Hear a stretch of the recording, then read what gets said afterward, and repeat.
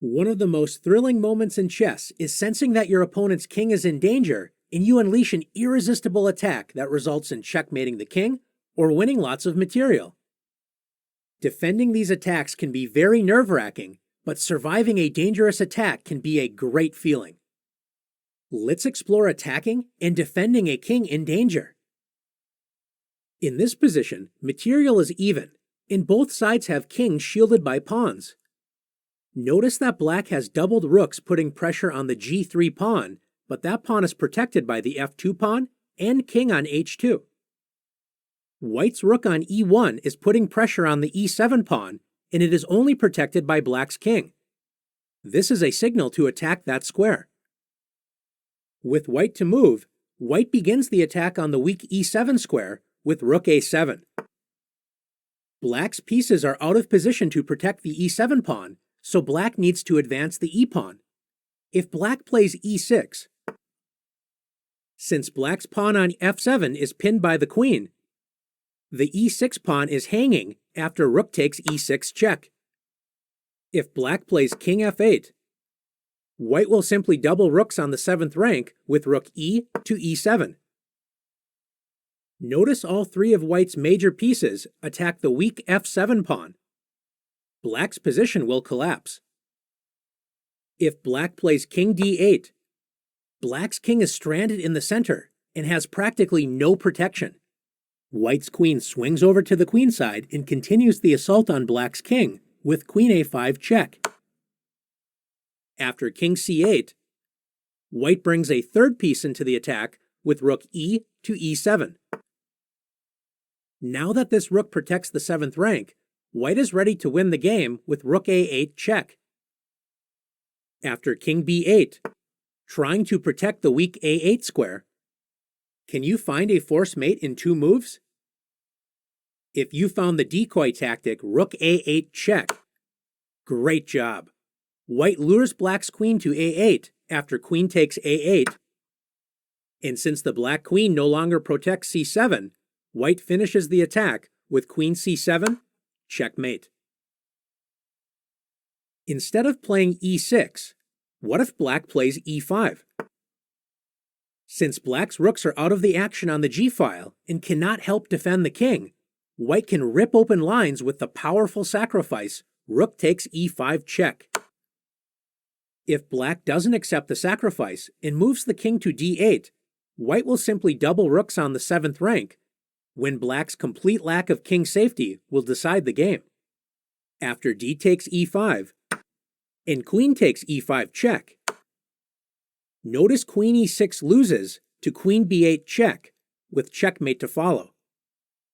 And after king d8, white finishes the attack with queen b8 check, forcing queen to c8, and queen d6 check, with checkmate on the next move. Let's take a look at another example. In this position, white has a powerful bishop-queen battery pointing at the h7 square.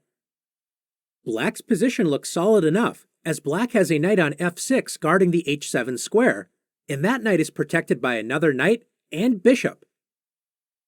Believe it or not, black's king is in terrible danger because white has 2 pieces attacking black's knight on f6, the bishop on g5, and the rook on f1.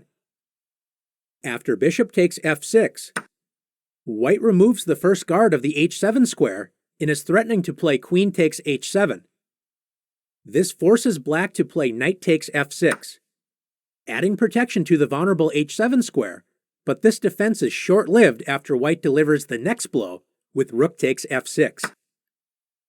White sacrifices the rook in order to destroy black's kingside defenses. Since g takes f6 allows checkmate in 2 moves after queen h7 check, followed by queen h8, black is forced to play bishop takes f6. White now crashes through with queen takes h7 check.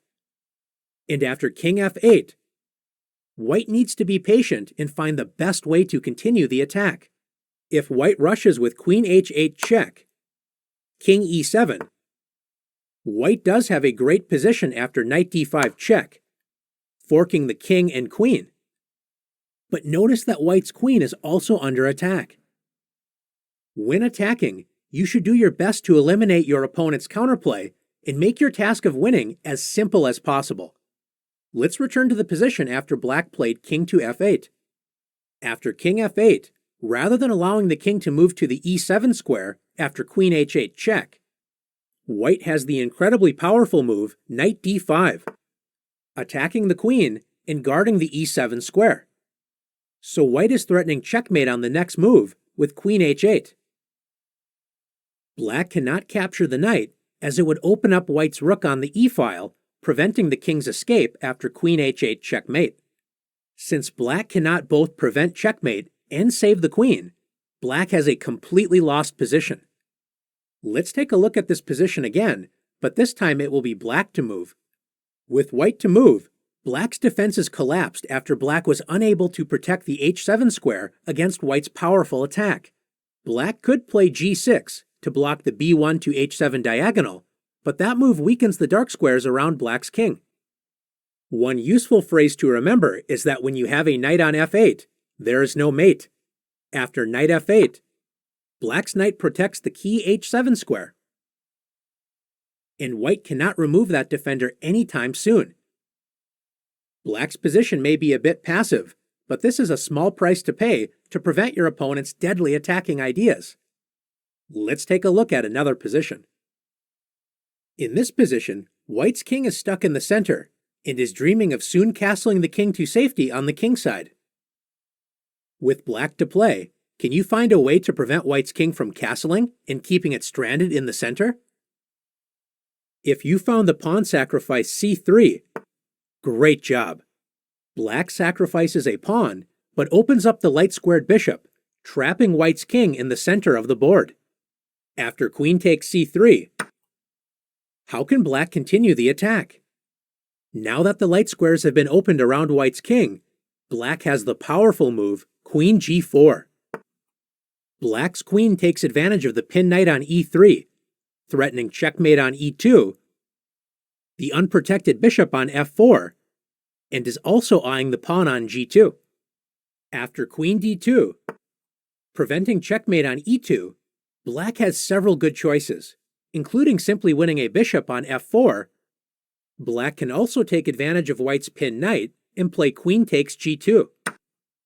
White's rook on h1 cannot be defended, as after rook f1, the rook may look secure, but it is actually completely hanging after queen takes f1. Checkmate. By sacrificing a small amount of material, Black kept White's king in danger when White's passive pieces were no match for Black's coordinated forces. Let's take a look at one more example together.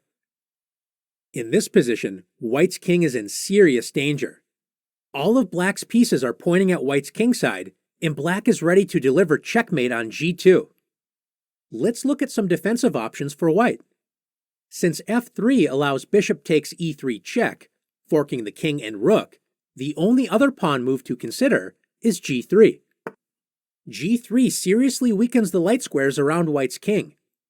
Black must not be tempted with queen c6, threatening checkmate on the long diagonal, and White does look to be in trouble, but is actually winning a piece after bishop c4 check, king h8, and bishop d5, skewering the queen and bishop.